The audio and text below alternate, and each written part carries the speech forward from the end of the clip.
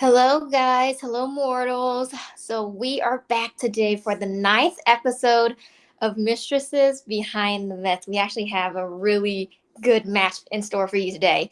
And when I say match, I literally do mean match. So, we're going to be doing more than telling stories this week. We're going to be doing a little game. And we actually have our guest, Menna, on today. Hey, Menna. Hi. Hello, Menna. Okay. How are you?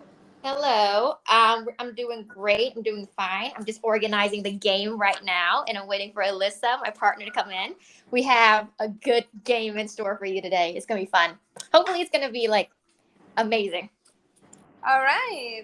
I'm excited for this game. Yeah, yeah. And all of you out there, read like the description. We call this the Ra versus Apophis, a celestial showdown. We're going to do a whole match for this as like a I'm hoping I'm not saying this wrong, like an M&A match, fighting match, and of course not really fighting. They're just we're just gonna make it into a game so that we can have some fun with it. Hello, Alyssa. Hello, Menna. Hi. Hi. How are you, love? I'm doing good. How are you? I am good. Yes, I introduced the title already, so we can just I told Menna it's going to be a game. I made flashcards. So we've already explained the rules to her. We're telling her how the commentary is going to work. Not yet, not yet. I was waiting for you so we can go ahead and do the opening. And actually, we have to welcome Menna first. So welcome. Thank you for being in this game that we have in store today. And what we're going to do today is we're going to tell another myth story, but we're going to put a spin a little creativity in there, and we're going to turn it into a game. So we are going first. We're going to introduce what story we're going to tell today. Ra versus Apophis. We already know that this is going to be like a smackdown, smashdown, and we're going to set these two characters up against each other. So we're going to tell their little origin story so you know what we're talking about and not just jumping in there and just give you like a bunch of character names and make you remember them. And then after that, we're going to tell you 3 short stories. And you're going to be our honorary guest judge because there's nobody there's no one more fitting for this role than you are, definitely. So when we tell you those 3 short stories, after each story, so for example, I'm going to tell you the first short story. At the end of it, I'm going to be like, Menna, how you feel about it? You're going to score. You're going to rank the character of. It's up to you. You're the judge. You're the one who got all the control today. All right. That's Yeah. good. And and if you feel at any point you want to like jump in, because we're going to have a lot about these characters on here, you feel very strongly about something you want to point out, by all means, let's do it. Yes. All right. I'm ready for it. Let's go. Yes, and like I told you about the scoring, you're gonna give the score at the end of each story. We only have 3, so it's not gonna be all day. So yeah, it's like a round. Since it's a caged match, it's a round. So when you hear us say round 1, round 2, that's how you know we're moving to the different one. Yes. All right. And I will write the score down, and I will keep it here. I will keep it right next to me, and I will calculate them at the very end to see who's the champion. Of course. So, ladies and gentlemen, gods and mortals alike, let's get to rumble. Are you ready for a celestial showdown, the battle of literal ancients? So place your bets for 45 minutes, hopefully. A cage match between the Egyptian god Ra and the apex god Apophis. In the right corner, we've got our solar deity, the big shining beacon himself, born of Ben, master of creation and the father of creators. Golden boy of Egypt, when Osiris isn't around. Who has no opponents among the gods, except occasionally when Isis is around. But yeah, father and mother of all living things, because Egypt and gender, that's fun.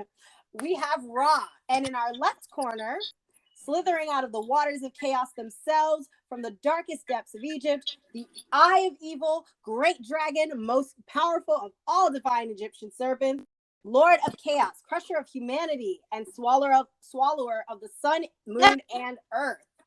He who was spat out, quite literally.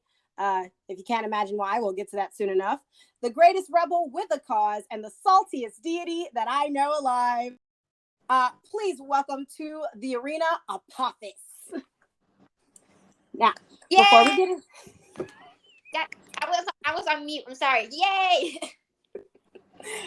All right, so before we get into our caged match, we're gonna have 3 rounds, guys. If you've just now come in or you aren't listening, we're gonna have 3 different rounds with 3 different stories between Ra and Apophis. And at the end of this, Menna is going to be our judge. She's going to keep the score of who won or who we think the victor is. So before that, we're gonna tell you a little bit about Ra and a little bit about Apophis. We're going to go into some backgrounds. We're going to get some RPG stats. For those of you who play games, you know what that is. We're going to get some stats on the 2 so we can kind of size them up, see how strong they are, you know? Definitely. All right. We're just going to go ahead and jump straight into that. And it's going to be a little informationful, but we're going to try to keep it at the best for base and clear cut, the best we can. And that being said, go ahead, Alyssa. Blow our brain cells apart. Okay, so looking at Ra as a character, we have talked about Ra many times before. The creator of Sekhmet with his our bloodthirsty Lady of Jubilance, him plucking out his eye. And he's also supposedly the first king of Egypt, as well, the first pharaoh of Egypt, as well as the first god born of Ben. We know all of that. But what we don't know is what happened after his story involving Sekhmet and plucking out his eye. See, this is kind of a sequel to Ra's story. What does Ra, because as we know, he kind of got a little bit senile. He's gotten a bit old. He's been ruling for like 2,000 plus years now. Come on now, guys. He needs a break. So Ra is taking a break. And as a sequel to his story, we're going to let you know what happened when Ra went into retirement. So Ra goes into retirement and he now rides on the sun. Sometimes it's called, I am so sorry if I pronounce this wrong, the Sun Baraka or Bark. Otherwise known as his sunboat. So he has this great sunboat. And of course, we've mentioned to you guys multiple times the Eye of Ra, which can be referred to Sekhmet, but it can also be referred to his team of assassins that he kind of carries with him. And after we're done today, you're going to see why he carries those team of assassins. So they guard his boat. And Ra's job, being the literal sun in the sky, is to travel through the sky, the waters of the sky, through a couple of gates in order to do exactly just that, bring forth the sun in the morning and throughout the day.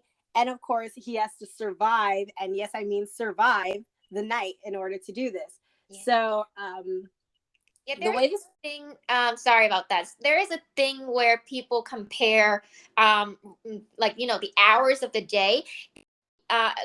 This ancient civilization, they have a very early concept of time. So they were able to figure out there is 24 hours in a day. And this is how this myth is kind of like an origin myth on how they carry time out. Like they have how they calculate time.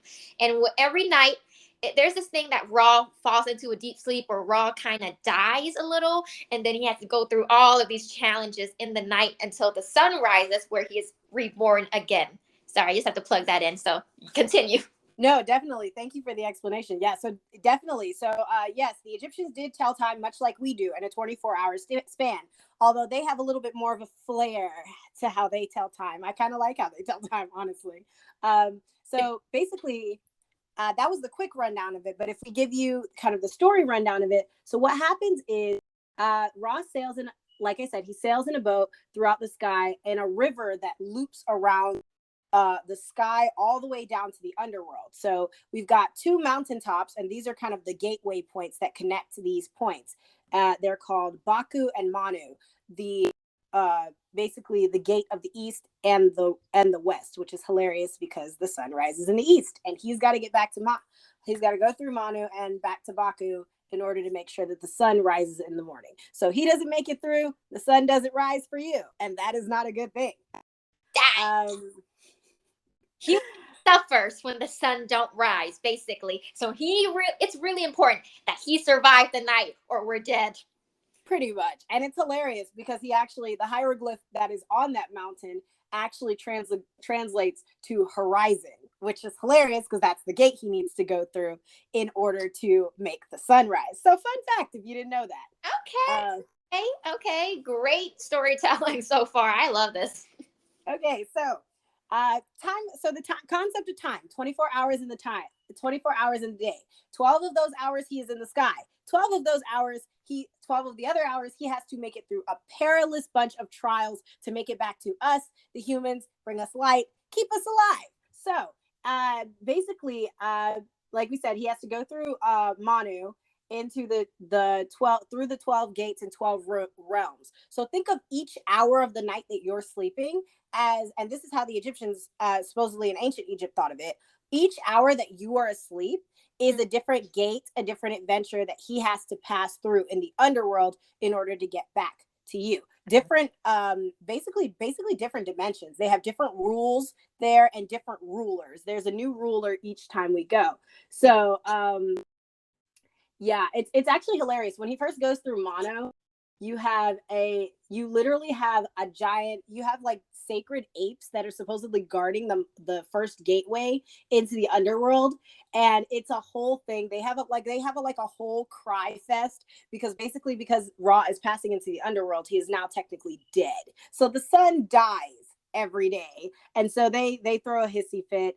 But as we all know, death in Egypt means about as much as it does in Dragon Ball Z Kai. Toriyama.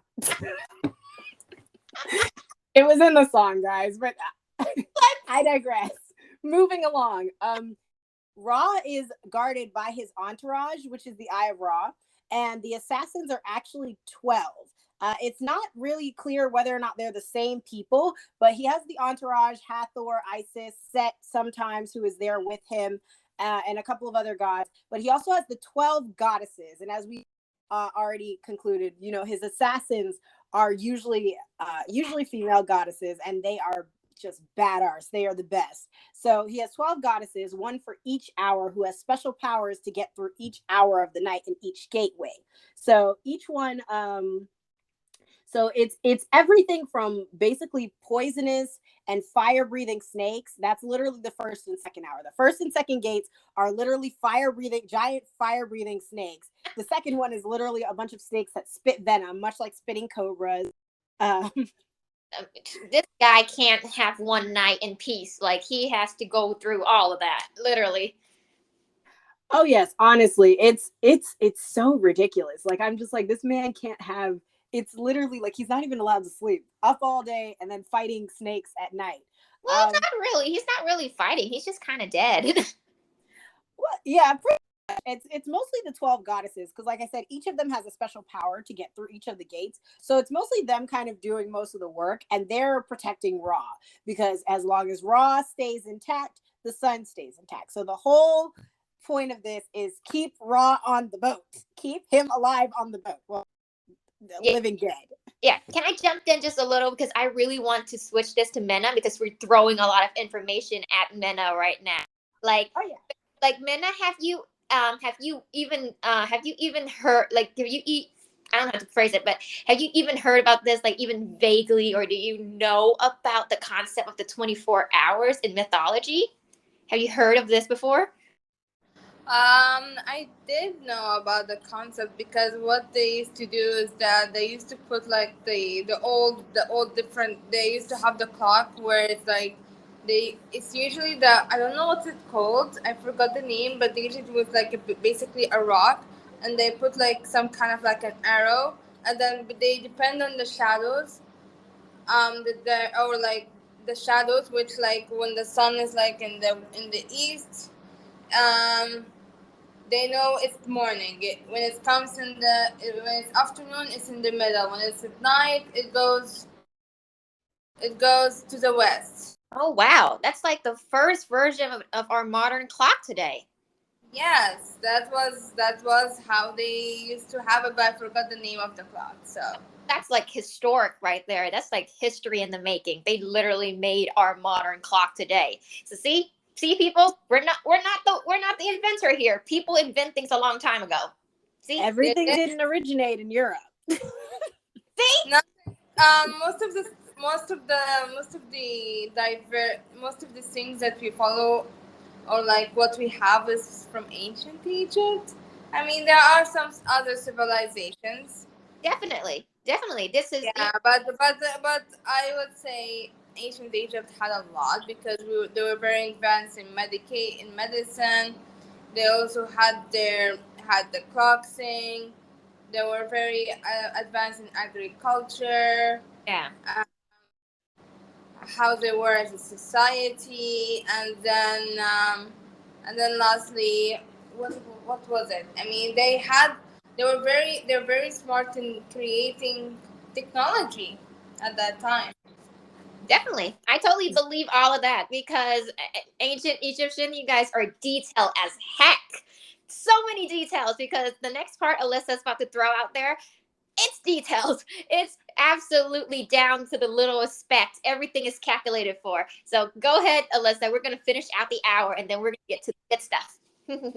Oh yeah. Okay. So finishing out the hour, basically we've gotten through our first and second hour, which is poisonous and fire breathing snakes. We go to our third hour and we get to see our buddy Osiris down in the underworld, which if you guys remember our first podcast, when we first landed in Egypt, we talked about his wife, the first queen of Egypt, Isis. And we also talked about our boy Osiris a little bit. He's it's our love. It's I think Menna, you described it as a love story, correct? Yeah, so we had our nice love story, and in the underworld, during our third hour, we get to visit our boy Osiris in the water house of gods, and there's basically a bunch of different gods kind of just chilling down there. I guess Egypt was just a little less depressed about the whole thing. I mean, like there's just everyone chilling down there. Most of them trying to protect Ra, but either way, we go into the fourth hour, and it's full of, you guessed it, a bunch of multi-headed snakes, more snakes. There is going to be a total of 36 snake in this story, by the way. We're not going to list every single one of them, but there is a total of 36 snake calculated by Overly Sarcastic Production. Thank you. Oh, wonderful. That's great, because I was beginning to wonder myself. I was like, oh my gosh. But yeah, so we've got multi-headed snakes going through a dark chasm or ravine. And basically the fourth goddess basically has to turn the snake into the fourth goddess that is guarding the boat, because this is kind of her hour, her moment to shine, has to turn the boat into a gigantic FU snake in order to get through the boiling river and the multi-headed snakes below. So we have some good snakes in here, although that one doesn't really count because she had to turn the boat into a snake. So we go through the fifth hour. We get to see Khepra, and Khepra is a sacred scarab. He's going to be important later. Wait for it. So moving along from Khepra, he's nice. He's chilling out for the moment. We move into the sixth hour in the sixth gate. And in the sixth gate, there are no snakes. So it's kind of like a vast chasm of darkness. Wow. Don't worry. You won't be bored for long. Don't worry, because in the seventh gate, we have our very own Apophis. This is where he first makes his entrance into the Egyptian stories. And he is fearsome. He is truly something to behold. I think I cut you off. What did you say? I was laughing maniacally. Yes, insert maniacal laughter, literally. Yes, so in the seventh hour, Apophis enters basically from the secret cavern of snakes, and Apophis basically lives here. He makes it his personal goal in life to make Ra's job as hard as he possibly can and to eat Ra. So Apophis's whole thing is he's a giant FU snake, and his entire job is literally to make sure that Ra never makes it back to the other side. He wants to swallow Ra, and in the process subsequently plunge the entire world into a dark unity and oneness. And we'll get more into that. This guy has some goals in life. He has a really good one. Awesome. Okay, great. We're going to keep going because things gets interesting a little bit. Until the story, it still is very basic, but things get interesting. Oh yes. If you are still not really into it, I should tell you that our girl Isis does show up in the 7th hour on the boat, and of course, she being our absolute queen and being an absolute badass, magics us a giant snake called Mihen. Kind of sounds like Menna, but Mihen. I don't know. The name sounded similar. Actually, kind of thought about it. But by Isis, it's going to be something amazing. Oh yes, Isis literally she's always fun when we have her in our stories, and she literally magics us a gigantic snake to fight Apophis. So not all the snakes here are bad, which is very very interesting to me, but I'll get to that later. So Mihen fights Apophis for a while, which I personally think is not fair. It's like 2 against 1 right now, 2 or 3 against 1. How is that not fair? Well, you know what? He is a 7-mile, well, I think it was 50 miles or 7-mile long snake. So you know what? I'll give it to them. It's fair. Sometimes Seth will also join in the battle and basically spear fight him, like basically like run his spear through him. Selket and Horus are often also seen, but sometimes they are not. That is a complication we're not going to get into, but just know that there is a lot of gods involved. Even though everyone has their own hour, there is a lot of gods involved at the 7th hour while you are sleeping, because Apophis is no joke. And so basically, if we're skipping forward the rest of the time, the rest of the 12 hours, from the 8th to the 5 a.m., we have, of course, a bunch of snakes. We actually, once we make it past Apophis and they slit Apophis open, because Apophis does usually end up succeeding in swallowing Ra. The problem is that he can never keep Ra in his stomach, because the other gods end up slitting him open. And of course, making it through to the rest of the hours, where we have another giant screw snake that basically guides us through the underworld, pulls the boat through the underworld, and another 2-headed gigantic snake with legs named Morning Star. For all of you who just got that reference with that name, hold on. We'll get to that. So a giant 2-headed snake named Morning Star helps take the boat through the rest of the other hours. And basically, we enter about the final few hours, and it's not that interesting from there. We get like a bunch of really really bad people, where really bad people are set. We have fire breathing goddesses, metal, in fire pits, torturing those people. And then of course, we finally make it to the 12th hour, guys. In the journey of Ra, we finally made it to the end. Ra is okay. And of course, we cannot leave off this story without adding more snakes. So in the 12th hour, we have to pass through this gigantic snake known as the snake.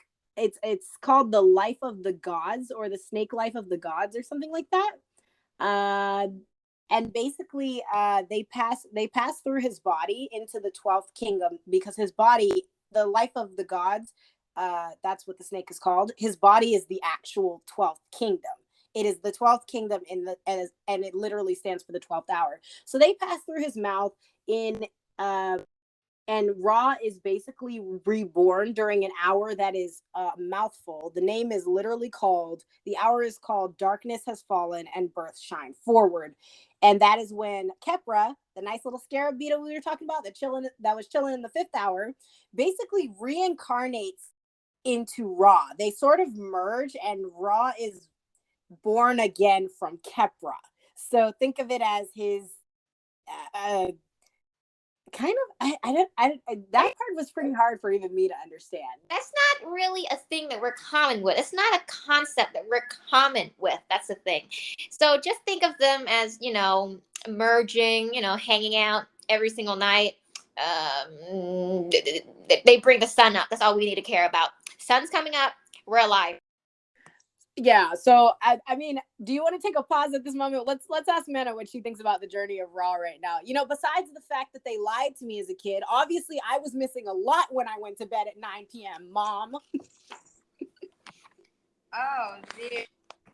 He's having a hell of a ride, I would say. All of that to just bring us the sun. Pura, to be honest. Keep the story going, see what will happen to him next. Definitely, we can do that. So with that being understood, we now understand the journey of Ra, what it takes for Ra to get, basically what it takes for you to say good morning every morning in ancient Egypt. So now we're gonna go a little bit more into Apophis, because we didn't really get to know about Apophis. We know that he likes to chill out in the seventh hour or the seventh kingdom, and that's basically his kingdom. But we don't know who Apophis is, how he was born. Apophis, or Apep, which he's often called, which Apep actually translates to the word slither, or it can also mean spat out. And I made a joke about that earlier when we were explaining. But basically, we've got, like I said, we've got Apophis, also called Apep, which either means spit out or slither. And we're going to understand that second part when we get into how exactly Apophis was born. So Apophis is a primordial being. So think of Nun. If you remember before, we said that Ra came from Ben, which is basically like this gigantic pyramid kind of structure that comes from the waters of chaos. They're like dark, dreary waters of chaos. And that is how he was born. In those, however, he is not the only thing to be born of Nun and that dark chaos. Inside the dark chaos, there also swims Apophis. So Apophis can be in multiple places at once. He can travel. Not only is he waiting in the underworld in the seventh kingdom and ruling over that, he also can be found sometimes deep within the Nile. People are said that he travels deep in the Nile, and when he moves, that's how we get earthquakes, or when he's upset, which is always, we end up with thunderstorms, sandstorms, and a whole bunch of other stuff. So not only is he there, but he originated in Nun. He's literally swimming around in the dark waters of chaos, and that's I guess how they view kind of like the sky. And we talked about that in our earlier podcast. So if you would like to know, definitely listen to that. We explained exactly how Earth looks in ancient Egypt and how it was kind of explained. But so yeah, that is where Apophis kind of hails from. Sometimes he is also seen with Set as a deity of chaos. Sometimes Set is riding him. Sometimes Set is helping him. But eventually, in the newer kingdom and the end of the middle kingdom, Set was actually put in on Ra's side to fight against Apophis. If you watched Gods of Egypt, which we mentioned in our last podcast, you will see them riding Apophises. And I don't condone this. But yeah, if you guys want to, do it at your own. Yeah, at your own risk. I don't. Yeah. Now that I know about Apophis, I think that was just wrong to downsize him to some wild beast. He's much greater than that. So, we have quite a few story about this guy. This guy is popular, but he's the most unpopular popular guy. It's kind of weird. It's kind of weird, but you understand why just in a moment. Pretty much, yeah. I was going to make a joke there, but that would have been wildly inappropriate, so I'm not going to make that joke. But yeah, he's literally one of the strongest primordial beings and patron deity. He was there since the beginning. And so he is one of the strongest deities and outranks almost every snake. We've mentioned a buttload of snakes, a lot of snakes. But he is one of the most powerful primordial snakes or beings here, mainly because he literally represents not only just chaos and destruction of all type and war, he is also an Egyptian's worst fear come to life, especially at that point and the way the culture was going. He is literally the personified version of your greatest fear. But before we get into that, let's get some birth stories here. Let's get some origin stories. If you watched our Hathor one, we told you about two different stories, I believe. Was it, Julie? Two different stories about how Hathor was born. Yes. In this one, we have four. Oh. Yeah, we're gonna make this as quick as possible. But in the first story, right, we say that Apophis was either the original sun god and was eventually pushed aside by Nun to create Ra. And so, of course, he's a little bit salty about that. And he decides, you know what, I'm going to make it as hard as I can. for this man to do my job that should have been mine. Or sometimes, he's born from chaos and Neith. There's a male version and a female version of Neith. So sometimes Neith is a mother. In our next story, he's a mother, but in this story, he's a father, because in Egypt, they often with gods, you'll see two names, a female version and a male version of the name. And that's because in Egypt, everyone has a female or male counterpart. So their gender gets a little bit, that's why we said gender gets a little bit complicated. So in this one, Neith is God. Hmm? I just said a lot of gender neutral God. I think we will see a lot of that. So in the future, be expectant of that, which is a good thing. Yeah, we appreciate the gender representation, but yeah. So The in head some stories, Neith is a father. In the story where he's the father, he actually spits on the ground, and the spit turns into a gigantic snake, which is check it, baby Apophis. And he slithers away too fast for anyone to catch him or contain him. And so he grows into this being of utter chaos who hates everything that is change, anything that is change and diversity and just anything good. Yeah. Maybe he's secretly, I'm not going to make that political joke. It's fine. You can fill in the blanks. But second story. So second story, Apophis is actually an unnamed serpent deity who, like we said, his goal is to swallow the sun and end all creation and basically bring about all of destruction. So in some stories, he actually swallowed Ra before he was even born. He tried to swallow Ben or Neith in order to stop creation from even being possible. And he actually succeeds in this, but because he can never keep anything down, he ends up regurgitating Ben. And of course, Ra is born. And so he's born in a puddle of throw up, which is pretty gross. But hey, you're here. I'm just amazed. First of all, I cannot imagine a baby Apophis. This guy is 50-mile freaking long. Like, I can't imagine that. And another thing about, how he tries to eat raw. I wonder, is it because that the ancient Egyptians, they were able to figure out, this is kind of gruesome, but if you guys remember in biology, this happens as in babies, twins can sometimes absorb one another. Like it's a thing. I don't want to dig too deep in biology, but that is a thing. I wonder, is their scientific understanding was that extensive? I really am curious.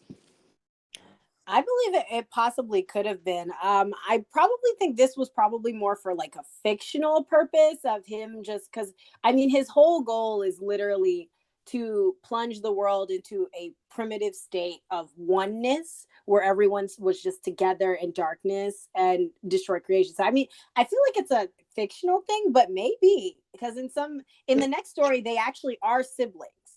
Basically just powering through the third and fourth story. In the third story, Neith is actually like we said, she still spits into the primeval waters and brings forth Apophis, but she actually gives birth to Ra, and Ra is actually so brilliant and so bright that he blinds himself and he can't see his mother.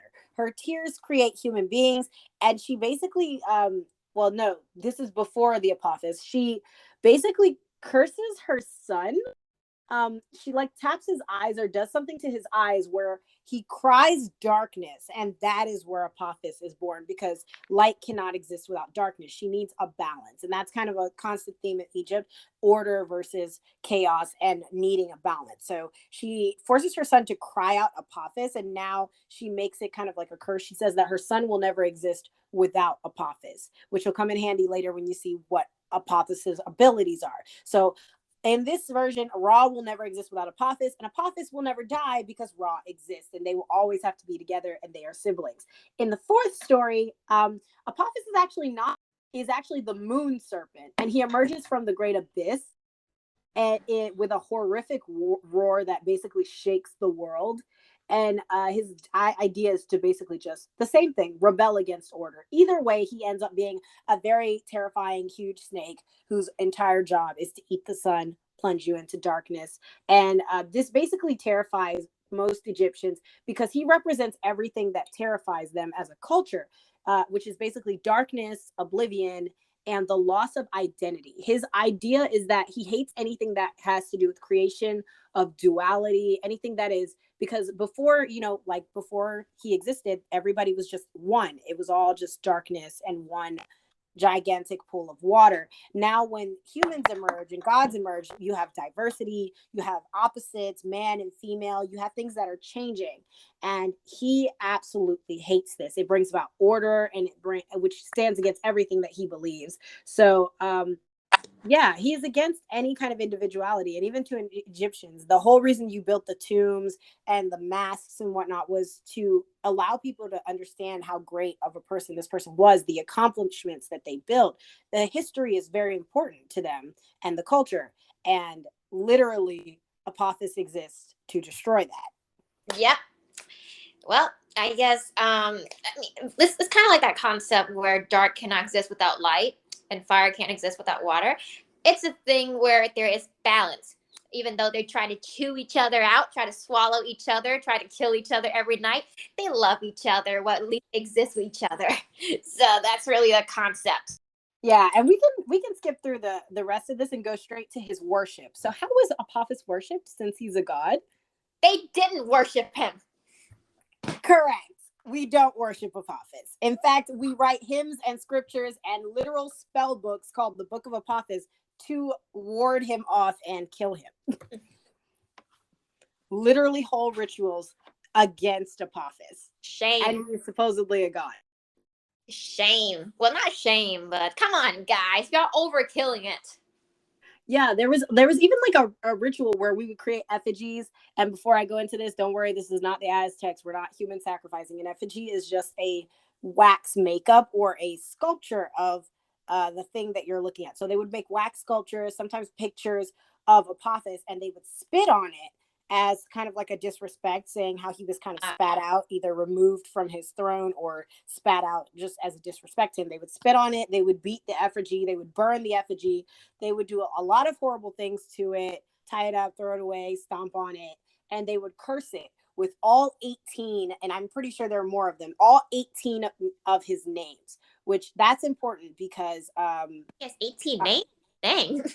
Yes, he has like so many different names. I did not list them. There were way too many on that list, but he has a whole bunch of different names. And you were meant, when you cursed him in order to ward him off and give Ra it was kind of like a good luck to Ra. Like everyone's fighting. Everyone's fighting on land, in the underworld, all against Apophis because that's how powerful he is. And so they have to curse every single one of his names. That's important because in Egypt, you had 5 parts to your soul. And we'll get to that when we talk about Ra's stats, when we discuss like how their strengths and weaknesses. But one of the parts of your soul was supposedly your name, and the other was your shadow, which you often see Apophis lurking in the shadows, and you're afraid of it because he's there. But they were supposed to curse and destroy everything, his name, his shadow, and thus break his very soul. That was the point of it. It's pretty intense. Wow, it's really intense. Like people came up with so much. People came up. They detailed this guy to the underworld. Like goodness, they literally slap on everything they can find about this guy and what they can up about this guy just to make him a villain, a whole society villain. Wow, that's just cold. Yeah, they even had a prophet. They even had like a proverb. The proverb says one should welcome the Urus, which Urus is basically, I looked it up, it's basically the way cobras stand when they're standing upright. And usually you see that in spitting cobras, which is hilarious because it's Apophis. And they say we should welcome the Urus, and I'm guessing that's the giant snake, and spit on Apophis. The Urus was supposedly sat on the crown, the king's crown. If you see the headdresses, there's a little snake that sits there. And so basically welcome the king or pay homage by spitting on Apophis. Okay. Yeah. I'm actually really happy for the next part because we're finally getting there. We're getting to the game. We're going to tell you the stat, Menna. we're going to tell you both of these characters' strength, weakness, what's their secret weapon, everything, so that you can go into this game with an open mind. Mine's Apophis, by the way. Yeah, she's very biased. Let's go. My idol's Apophis, by the way, Menna. Stop trying to sway her. Okay. I haven't heard the entire story to make the judge, but Wow. She's serious about this. Oh my God, I love this. Okay. Okay.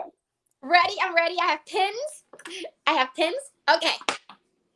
All right. And so please, if you're a gamer out there, please do not slander me. I tried. Okay. So Ra's stats, basically his strengths. So apparently he can turn into a cat. If you watched our best set story, you know about the cat that basically wars with Apophis. I know we said it was best set, but it is actually Ra, and this is canon. He turns into a cat named Mao. I know. Mao, the cat who basically protects something called Ishid, which is the tree of life. So he can turn into a cat.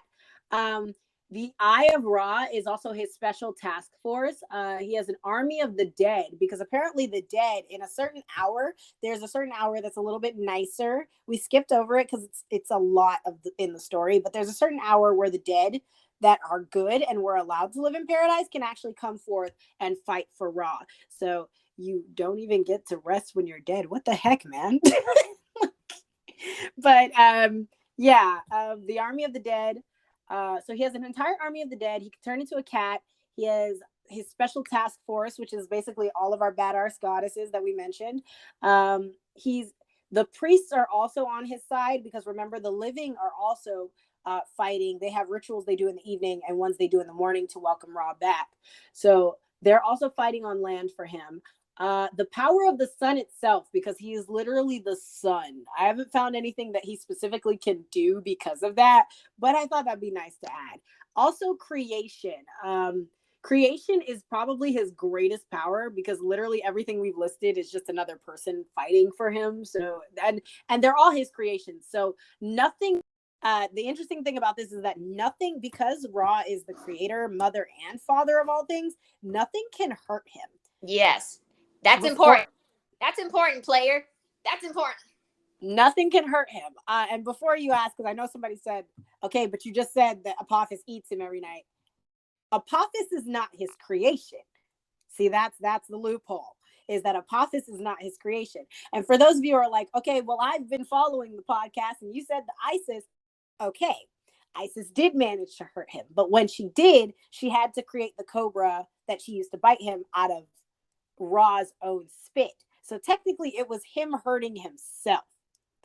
So there are multiple ways you could probably use this against him, but for now, as creator and father of all things, nothing except Apophis could touch him. Weakness. His weakness, Apophis, of course, snakes, because oh my gosh, unless he creates them. And of course, Isis, and of course, aging, because we did mention that he goes senile at some point. So those are all of Ra's stats, his strengths, his weaknesses, his powers. Apophis. So Apophis's strength, Apophis actually is considered, he actually has the power to eat souls. Like, he eats human souls. That's so cool. He's metal. He's so metal. He eats human souls. He has an army of demons fighting for him, which I assume are the bad snakes that live down there. He basically has an army of demons fighting for him. He is a crushing 50 feet in some stories, and in some stories it's mile. He's a mile-long snake, so that's a lot of crushing muscle.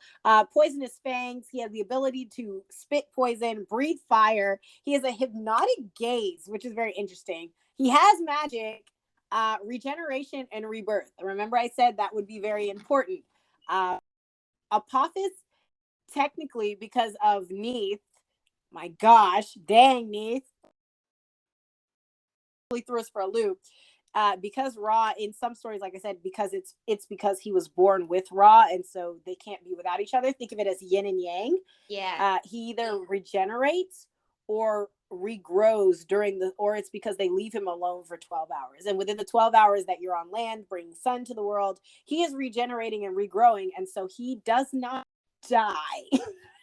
And so, and for those of you wondering, Egyptian gods are basically, they're cooler than Norse because they go through rebirth, but they actually can die. Like there are dead gods. Some of the mortals fighting for Ra in the underworld are dead gods, so they can die. They just have they have a lot of superhuman strength and abilities. But Apophis is the first deity we see that actually physically he doesn't die, and so he's also fire resistant. He's with plated armor scales. In Greek mythology and Romans, they described him as a golden snake with a stone head. He's also seen as a crocodile sometimes, so he can transform into a Nile crocodile. And he's an excellent swimmer. He was literally born in the waters of destruction. And of course, there's thunder, storms, etc. So, weakness. Before I get to the, you see why you like this guy. He's the best player. Come on, Menna, Apophis. Yeah, so before I get to the weaknesses, Menna, how are we looking? Who are we rooting for so far? Well, I'm not rooting for anyone, so keep the story going, and then we'll know who I'm rooting for at the end. All right. Understandable. She wants to make a good, firm decision. Although, honestly, his fangs are kind of scaring me. It's not scaring you at all, Menna? The fangs, the poison? No. Well, I'm used to the scary things that ancient Egypt gods usually do. Oh, wow. I am not. I was shocked when I found all of this out. I was like, what is going on here? I was like, this is extreme. It is. Everything is extreme in ancient Egypt. Have you ever seen anyone doing any of these rituals? Like, I read a lot about it. I couldn't include it here in the podcast, but they said that there were rituals that were done in the evening, like before people go to bed, or sometimes there were rituals that were done in the morning by priests or people who took care of temples. Like, have you ever seen anybody doing I mean, I know it's ancient Egypt. It's pretty old. You know, modern day people wouldn't really be doing this, but like, have you seen anybody who is maybe like, you know, their grandmother maybe is a bit like skeptical and they're like, no, we still need to do this? Well, we do have a little bit of we do follow some of the things that ancient Egypt usually follows. So one of the greatest examples that we follow is that after a person dies, and on the 40th day of their death, we go there in the tomb, and then we reread the holy book, or like we stay there with the dead as an honor for them, because it is believed that the soul comes back in that graveyard at that moment. So it's like a moment of like being there and connecting with the dead. So this is one of the things that we follow, and everyone does follow that. Okay, so do we still believe that they're moving on in the afterlife, or is it purely just to kind of remember the person? I think it's more of like kind of remember them and not forgetting them, but also it's kind of like both. Like there's a superstition, but there's that other part of it. Yeah, understandable, because today in the modern world we shave a lot of those off. We shave a lot of more of the spiritual side off, but it's still kind of fun to listen to. It's still kind of fun to see if people would do it. I would love to see it. Yeah, definitely. I think that's very interesting. That it's like, okay, we probably won't go to that extreme with the effigies and burning stuff and whatnot, but we'll probably like still reading the holy book and making sure that they're okay if they, just in case. Yeah. All right, give her the weakness. I want to see some fight. Okay, so weaknesses.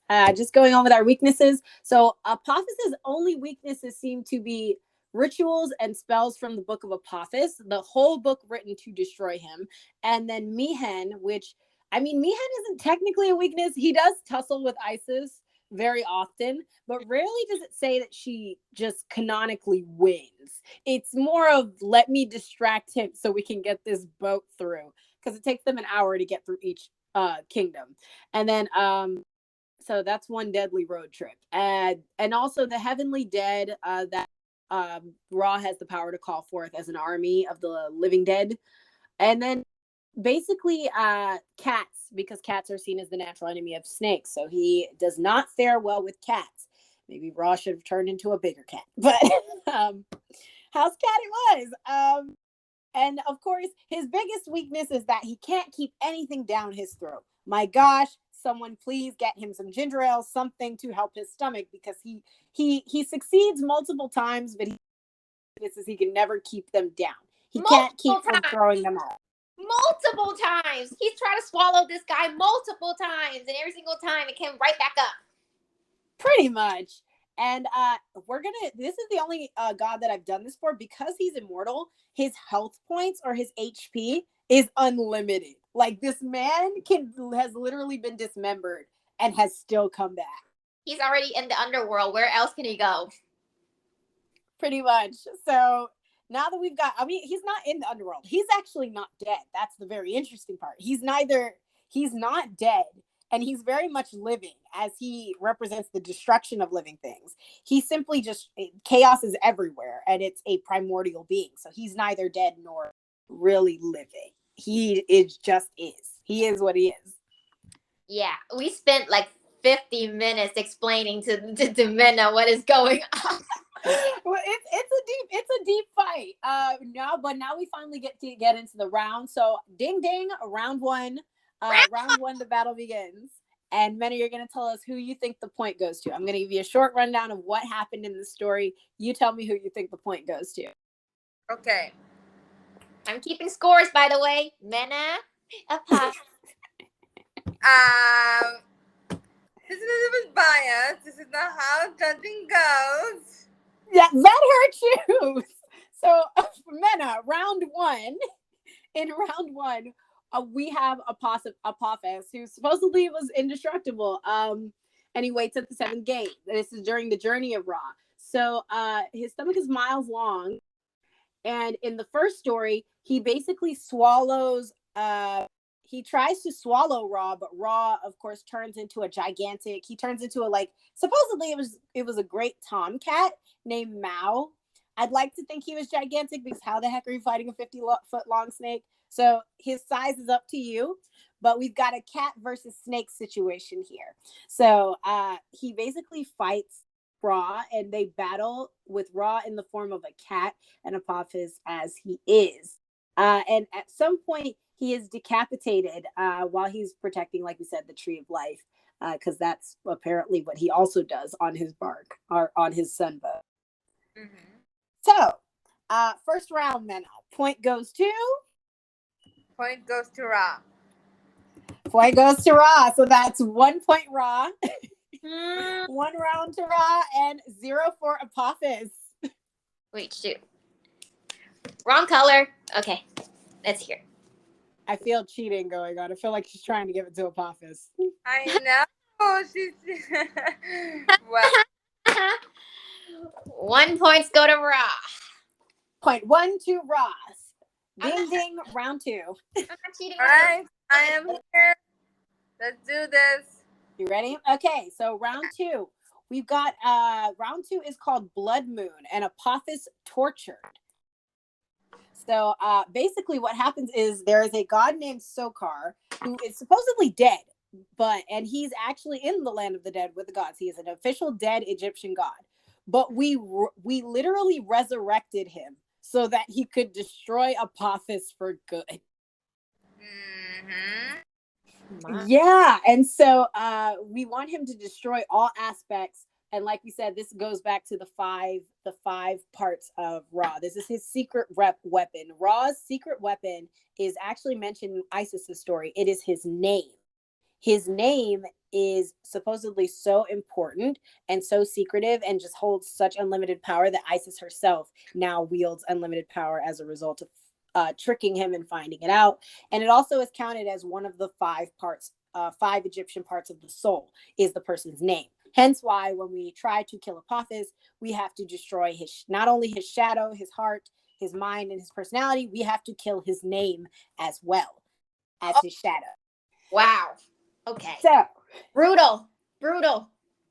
Yeah. So they basically inscripted this dead god and told him, we need you to kill Apophis's name. So, of course, he does this in the same way that the priests have learned to kill Apophis. He stabs him, he dismembers him, he burns him, he beats him, he cuts him up. At one point, he resurrects Apophis after killing him. Bad move on his end because it backfires. And now Apophis is able to revive himself and regenerate. So he did succeed in killing his name, revives him to torture him again and try to basically make sure the job is completely done, and dismembers him. This is so dark. This is so dark. Yeah, it unfortunately for him though, it's too late. It is dark, but it was too late. The text had already been written. He's already regenerated. Menna. Okay. Wow, the point has to go to that's to your favorite. Yay!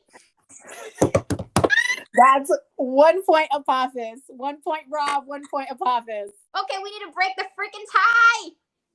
Round 3 is our tiebreaker. Round 3 is the birth of the solar eclipse in Egypt. Wow. So in this one, this one actually sounds like a SmackDown. We actually went all out here. This is where the War of Apophis truly takes hold. So in the story, we've got basically Apophis. Apophis has since learned that maybe brute strength isn't the way to go. So instead of shooting his venom, breathing fire, coiling around, squeezing the god to death, swallowing him and regurgitating him, getting dismembered after his torturing, he decides that he has found a new ability. Remember, we listed in his stats that he has the power to hypnotize people. So apparently this actually worked, and he hypnotized Ra and all 12 of the goddesses that were protecting him. Mm-hmm. And he manages to swallow Ra long enough that the sun doesn't come up the next morning. And he's almost done like digesting him. But here's the problem. Remember how we mentioned Seth in Isis's story? This takes place in the Middle Kingdom after he's kind of finished, dismembering his brother, lost the fight. His brother's still ruling, his nephew Horus is now ruling. So he kind of lost the battle. And he's been kind of dejected to doing menial tasks. And one of those menial tasks is now that he has to sit on the bark or the sunboat with Ra every night. And for some reason, Seth, and maybe it's because he's a dog. I know that we in Egypt, it's the cats who can see demons. But here, I know that it's a thing too where dogs can see them.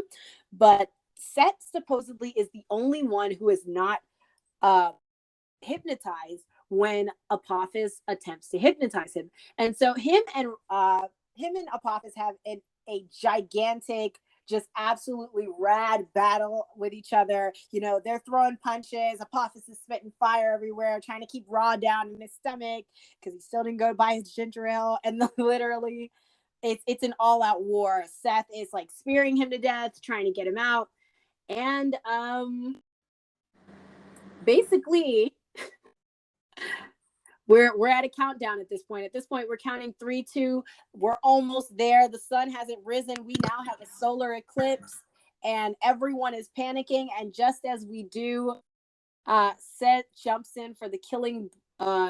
He jumps in for the killing blow, and he flatlines Apophis. He doesn't entirely flatline him because, like we've mentioned, Apophis has since already been tortured in every way possible, and he is kind of indestructible. So at the very least, Seth has managed to injure him bad enough that he's able to rescue Ra and leave the underworld, leaving Apophis to plot another day. So Menna, this is our round 3. Point goes to... Can I make a comment? Here's the thing. This whole hypnotic thing, and I understand, Seth earned it, but at the end of the day, what did Ra do? He didn't do anything. His bodyguard did it. I'm just saying.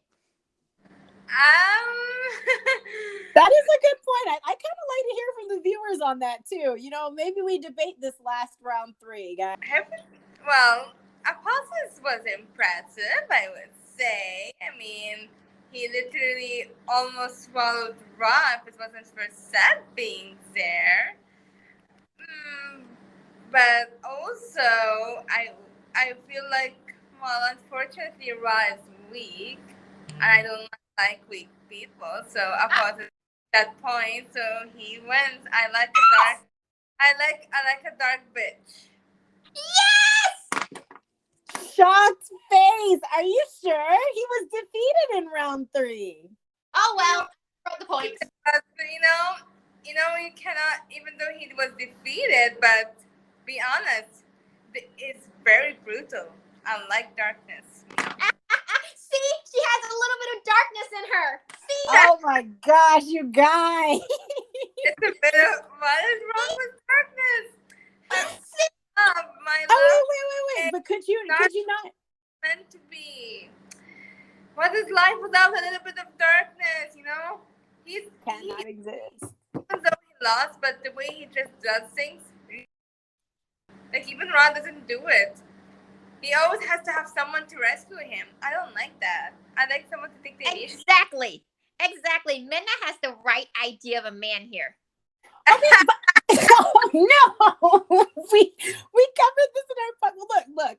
If we think about it, though, his greatest power is his name, which apparently, I mean, like, I don't know why he didn't just invoke that. Yeah, I can see where you guys are getting that right. Because, I mean, he could have invoked his name in order to, gain that ultimate power and actually fight himself. Maybe it does something badly. I mean, he did blind himself as a kid, which I feel kind of wow. That's not a good look. I'm not helping him here. Well, guys, lovely. So you can see here, Apophis got 1 point from Menna from the second round, 1 point from her from the third round. So he got 2 points. And our little mini Ra over here, he got 1 point in the first round and 0 point in the last 2 rounds. So that he only have 1 point. So I guess the winner is with his power of creation, technically his job is to create things to fight for him. She's the champion. Wow, there's really no argument here. Can you say that again, Menna? What? Can you say that again? What did you say? Well, I said that Ra was a little bit weak in those two rounds. I cannot. All he does is he just creates, falls into trouble, almost have someone to rescue him. But I like a good old hell of a man. I know that you, AJ, wanted to support Ra, and I know you liked Ra, but darkness wins sometimes, and we need to accept it. See, Alyssa, see? Why don't you come to the dark side with us? You see, it's fun over here. See, I would, but see, Apophis gives me bad vibes, man. He's a snake. He's a naturally good guy, just like me. Oh my gosh. So guys, and maybe you'll want to do like a poster on this, Julie, kind of telling them who won this round. We did tell them it was cage match. I definitely will. I will do a winner poster. Definitely will. Our winner, Apophis, of course. Okay, let's not go there, or I might reconsider the win. Yes, let's say if he does succeed, we exist in gigantic dark waters. I mean, I'm not gonna lie to you. He fought his way through it, even though he lost.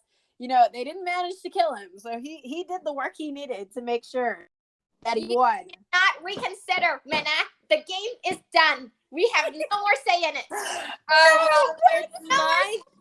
It's my choice. If you are gonna start being over fangirling, you know where that will lead me. Yes, we love the darkness. We support a bit of darkness, but that doesn't mean we indulge the complete darkness. Yeah, that is something to think about. The fact that Apophis is absolute darkness. Although I don't know, was it more peaceful when it was just the darkness, the dark waters? Pretty sure it was. There's no humans around, so no one's making noise. Oh my gosh, Julie. Alrighty, we have finished our game. Thank you so much, Menna. We do have another. No worries. Yeah, section, but you don't need to stay for it. If you have to go, you can just go ahead and go. We're just gonna stay for like a couple of parts connections, just basically things that we speculate, that we can relate, that we can, you know, tie into like the modern pop culture. And that's really it. So the game portion is over. So Menna, you're free to leave whenever you like. If you want to hang out. All right. Thank you guys for letting me into this game.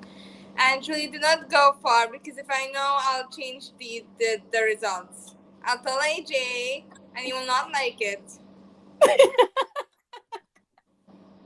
Don't give me that look. Game over.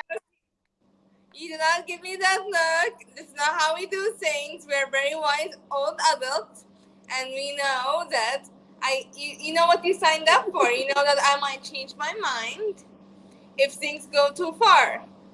She's not wrong. She's not wrong. Menna, I absolutely adore when you are on the show. It's always fun to have you. And it's always great when you tell us about living in Egypt. We always appreciate that, especially with our stories that we tell. You know, we want to know if we're doing this right. You know, we want to do Egypt justice, because you guys are just amazing group of people. We love the history that you have, everything. Oh, thank you so much. I really appreciate and I'll see you guys soon in another episode, hopefully. Definitely. Yes, definitely. All right, guys. Have a lovely night. You too. See you. And definitely that was amazing. And like you know, Alyssa, and if you keep on taking other people's side, I have control over your food supply. What? She's always threatening my sugar and my desserts. I don't appreciate you threatening my desserts so much. Why do you love him so much? You know, actually, I'm just playing instigator here. I just want there to be, you know, I love starting those type of hard conversations. I play instigator all the time for this, or devil's advocate for this all the time. You do. But like, I actually, because if you notice, I throw a lot of shade at Raw, especially when I was giving his introductions. For those of you, this will be saved, so you can always go back and see. But I throw a lot of shade at Raw. You don't even like him that much. Why do you even defend him? Oh my God. Devil's advocate. I like a good argument, a good cage match. I like it. I don't like it. And I have your cake pops, by the way. You guys hear her, right? She's threatening to throw it. She's the real Apophis here. She's threatening to throw away my cake pops. You let me into your weaknesses. It's by choice here. Tears. Are we gonna have time? I don't think we have time to do Pop Culture Connect, but we could do another episode of Down the Rabbit Hole, the 30 minutes down the rabbit hole, and probably get the pop culture connections. We can, but do you want to do a few of them before we leave? Because I didn't think we're going to have time. I was going to think like either you or Menna have to leave early and I have to do this whole thing, but it turns out we have time. That is a miracle. It truly is. I'm just saying that because this is running kind of long, and all the pop culture. That's the whole reason. For those of you who are used to hearing this, you're used to hearing Pop Culture Hour. We usually do Pop Culture Hour after our stories, where we tell you how these stories kind of fit into the real world. Sometimes it's through the women. And speaking of women, a lot of you probably heard the word he. We forgot to use our pronouns. We are ashamed. We forgot to use our pronouns. But we explained how gender works in Egypt and how it's kind of gender neutral. And I mean, it's June, it's Pride Month, so we're gonna go with that and probably use that as an excuse for why. In some stories, Apophis is a girl, but in most stories, it is a he. And so, because they are gender neutral, and we know there's usually a male and female version, Apophis technically still does count for our mistresses behind the myth, but. We changed the name because we noticed that a lot of times in Pop Culture Hour, we make some really cool connections. We have a lot of different theories, especially with Hathor. And so we're trying to go with the new name, Pop Culture Connect. And this one is a doozy, but it all connects. That's why it's called Pop Culture Connect. It connects. So I think maybe a 30-minute segment, maybe. I mean, maybe we do a separate episode, like a special episode for all of the pop culture connects that we see with Apophis. Because guys, and this came in earlier in the podcast when I mentioned that there was a snake, a two-headed snake that helps the lifeboat across, and his name was Morningstar. And then on top of that, Ra turns into a cat that guards the tree of life.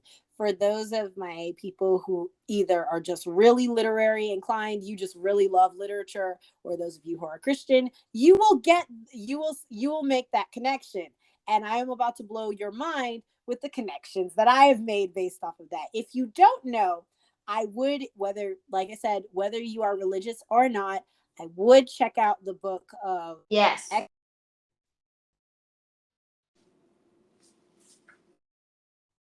check out the book of Exodus, Genesis, and Revelations. Use Google if you don't want to read through the whole thing, but I would check out those 3 books before our next special episode, if we end up doing it, where we make the connection. Why is there a tree of life in Egypt? Why is morning star used in Egypt? And what exactly is Apophis in real life? What did people probably think what they saw? What did people think they saw that made them think of Apophis? All those answers in our next short story, if we end up doing that. Yeah, definitely. It's interesting. And yeah, because I'm actually kind of surprised we finished on time. That is so amazing. I am very proud of us right now. And I don't know what else to say other than I love Menna. I love having her on the show. She took notes and everything. She's the famous, she's like a great player in this whole thing. I'll definitely make a poster so people can know that my champion is Apophis. So yeah, basically this is our 9th episode, guys. We have done 9 of these episodes, and some of them are 2 parts. So I'm so proud of us at this point. And what is going to happen is, drum roll, please. We are going to do a season finale because our 10th episode is going to be in 2 weeks. It's going to be in 2 weeks because Alyssa here has to go on a business trip, and she's going to be in all CEO mode, businesswoman mode. She's not going to be here for a while. So it's going to be in 2 weeks, our season finale. We have something very special in store for you. And then we have an announcement in the 10th episode, our season finale as well. So stay tuned for that. And happy Pride Month, of course. We needed to say that. I forgot to say it last. Happy Pride Month. I forgot to say it last episode. So happy Pride Month.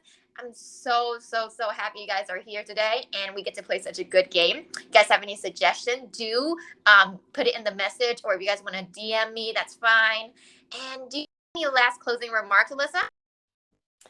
Just that for the season finale, you guys are going to want to keep those sunglasses. Maybe grab a drink or 2. Definitely. We're going to look so cool. Should we have on sunglasses when we do the season finale? I think we should do that. Oh my gosh, yes. I just got new sunglasses. Wait, did I? Yes. We're going to do sunglasses, and then I'm going to make a drink or something. It's kind of bad that we can't be in one places together. We've never done this thing in one places together. I think you and Gabby have, but I haven't done it with you nor Gabby. Yeah, I think so. Yeah, I remember that. Yeah, that would be really cool if we could actually do it. Well, we might. If I'm in town, we definitely could. Let's see how it goes. Let's see how life goes first. Let's not say anything too soon. Well, okay. We had a great time, mortals. We wish you a good day, good afternoon. We finished early. I am so happy. Thank you, and see you in 2 weeks. Bye, see you in 2 weeks, mortals.